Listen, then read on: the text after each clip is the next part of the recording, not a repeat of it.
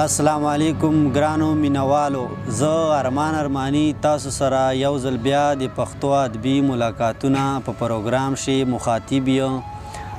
دا یو څو شعرونه دي چې وخت داسې راغلو چې په هر څه باندې شر جوړ دی. وخت داسې راغلو چې په هر څه باندې شر جوړ دی، هم په ښارونو هم په سمه هم په غر جوړ دی. تا په پنجاب باندې خو یو ذره زور نه دی شوی، تا په پنجاب باندې خو یو ذره زور نه دی شوی، په پښتانه باندې خو ظلم لر او بر جوړ دی.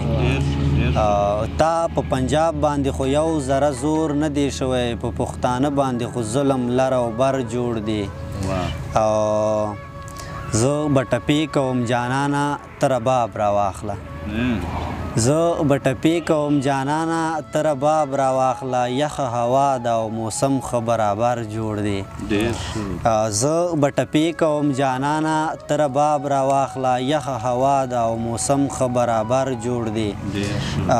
ته له دې خپلې مړې خندا جانانه څه خبر یې، ته له دې خپلې مړې خندا جانانه څه خبر یې، د زړه په سر یې اشنا ماته سم پرهر جوړ دی.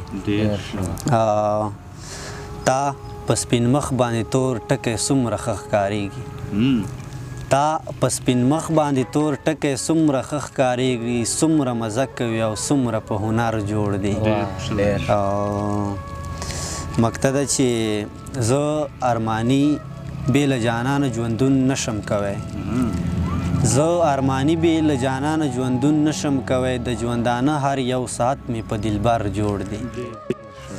اوس یو غزل ده سپیشل د مسافرو لپاره چې وس یې نه رسي بعضې خلک په ګزار ولاړ دي، وس یې نه رسي بعضې خلک په ګزار ولاړ دي، زما ژوندون بربادولو ته په ښکار ولاړ دي.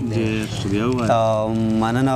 وس یې نه رسي بعضې خلک په ګزار ولاړ دي، زما ژوندون بربادولو ته په ښکار ولاړ دي. او منم ځواني لرې خو سترګې به څلور ګرځوي، منم ځواني لرې خو سترګې به څلور ګرځوي، د عزت غله درته جانانه په کتار ولاړ دي. او شعر ده چې د مخ مثال به د اشنا د ګلو باغ درکړمه، د مخ مثال به د اشنا د ګلو باغ درکړمه، اوږده باڼه دې پکې جګ لکه چنار ولاړ دي. د مخ مثال به د اشنا د ګلو باغ درکړمه، اوږده باڼه دې پکې جګ لکه چنار ولاړ دي. او بل شعر ده چې زه د جانان په سترګو ځکه مین شوی یمه، زه د جانان په سترګو ځکه مین شوی یمه، د جانان سترګو کې بلا بلا خمار ولاړ دي. مقصد ده چې ارماني تا ته به موقع د دیدن نشي میلاو، ارماني تا ته به موقع د دیدن نشي میلاو، ارماني خلک ورته ډېر په انتظار ولاړ دي. والسلام.